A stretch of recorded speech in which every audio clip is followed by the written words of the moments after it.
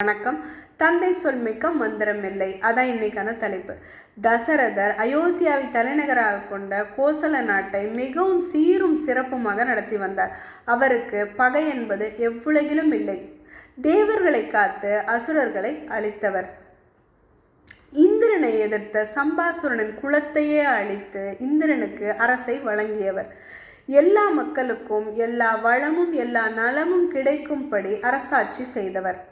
இவ்வளவு புகழும் இவ்வளவு வீரமும் படைத்த தசரதனுக்கு ஒரு பெரிய மனக்குறை. அது என்னன்னா, இத்தகைய அரசை ஆள ஒரு ஆண்மகன் இல்லையே அப்படிங்கிற வருத்தம் தான். அதனால வசிஷ்டரின் ஆலோசனைப்படி புத்திர காமேஷ்டி யாகம் அதை மேற்கொண்டு அதன் பலனாக 4 மகன்களை பெற்றெடுத்தார். அதில் முதன் மகனாகிய ராமரை தன் வாழ்வின் லட்சியமாகவும் கண்களாகவும் இன்னுயிராகவும் கருதி போற்றி வளர்த்து வந்தார். அடுத்து விஸ்வாமித்திரர் தசரதன் முன்னாடி தோன்றி என்ன சொல்கிறாருன்னா, காட்டில் தவம் புரிபவர்களுக்கு அரக்கர்களின் துன்புறுத்தல் அதிகமாயிற்று. அதனால நின் மக்கள் 4 கரிய செம்மலை தருவாயாக அப்படின்னு கேட்குறாரு.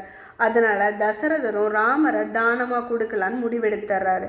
இந்த தருணத்தில் ராமரும் சரி லக்ஷ்மணனும் சரி தந்தையின் கட்டளைப்படி கேட்டு நடக்கிறாங்க.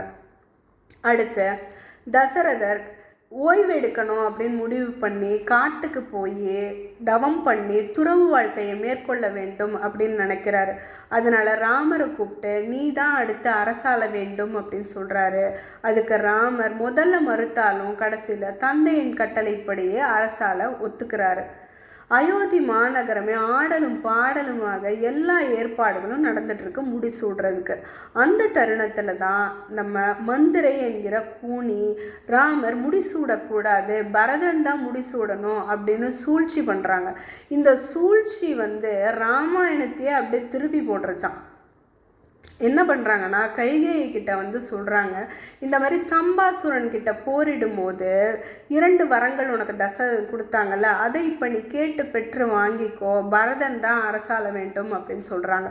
அதுக்கு கைகேயும் தசரதன் கிட்ட கேட்குறாங்க, முதல் வரம் என் மகன் பரதன் அரசாள வேண்டும், 2வது ராமர் 14 ஆண்டுகள் துறவு வாழ்க்கை மேற்கொண்டு காட்டுக்கு போக வேண்டும் அப்படின்னு சொல்கிறாங்க. இதை கேட்டு தசரதனுக்கு ஒரு பாம்பு கடித்த மாதிரி அப்படியே கீழே சுருண்டு விழுந்துடுறாரு. அடுத்து ராமரை கூப்பிட்டு கைகேயி நடந்த விஷயத்த சொல்லி, இந்த மாதிரி தந்தை உனக்கு ஒரு கருத்து சொல்ல வேண்டும் அப்படின்னு நினைக்கிறாங்க அப்படின்னு சொல்கிறாங்க. அதுக்கு ராமர் சொல்கிறாரு, என் தாயும் தந்தையும் நீங்கள் தான், நீங்களே சொல்லுங்க அப்படின்னு சொல்ல அதுக்கு கைகேயி இந்த 2 விஷயத்தும் சொல்ல, ராமரின் முகம் எப்படி இருந்துச்சுன்னு பார்த்தீங்கன்னா, எப்போதுமே செந்தாமரை பூ மாதிரி தான் இருக்கும். ஆனால் அன்னைக்கு இந்த விஷயத்த நீ காட்டுக்கு போக வேண்டும் அப்படின்னு சொன்ன உடனே அவரோட முகம் எப்படி இருந்ததுன்னா, அன்று மலர்ந்த செந்தாமரை பூவையே தோற்றதாம். அந்த அளவுக்கு பொலிவுடன் இருந்துதான். அந்த அளவுக்கு மகிழ்ச்சியோட தந்தையின் கட்டளைப்படி இந்த தருணமும் அவர் ஒத்துக்கிறாரு. அடுத்து ராமர் காட்டுக்கு போன பின்னாடி தசரதர் 5 நாட்களுக்கு பிறகு உயிரிழந்துடுறாரு. உயிரிழந்த பிறகு ஒரு நாள் வசிஷ்டர் ராமரை கூப்பிட்டு என்ன சொல்கிறாருன்னா, நான் உன்னோட தந்தைக்கே நான் குரு, முதல் மகன் தான் முடிசூட வேணும், பரதன் காட்டுக்கு போயிடுவான், அதனால் நீ முடிசூடலாம் அப்படின்னு சொல்கிறாங்க. அதுக்கு ராமர் சொல்கிறாரு, என் தந்தை இருக்கும்போது நான் எப்படி தந்தையின் கட்டளைப்படி நடப்பேனோ அதே போல தான் அவர் இறந்த பிறகும் நான் நடப்பேன். இதை மாற்ற யாருக்கும் உரிமை கிடையாது அப்படிங்கிறாரு.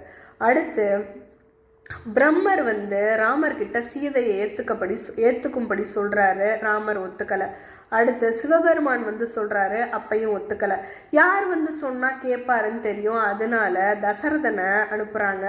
தசரதன் சொன்னதும் சீதையை ராமர் ஏற்றுக்கிறாரு. அடுத்து ராமர் இப்படி தந்தையின் கட்டளைப்படி தந்தை சொல்மிக்க மந்திரமில்லை அப்படின்னு நடக்கிறாரு. அது எல்லாருக்குமே நம்மளுக்கு தெரியும்.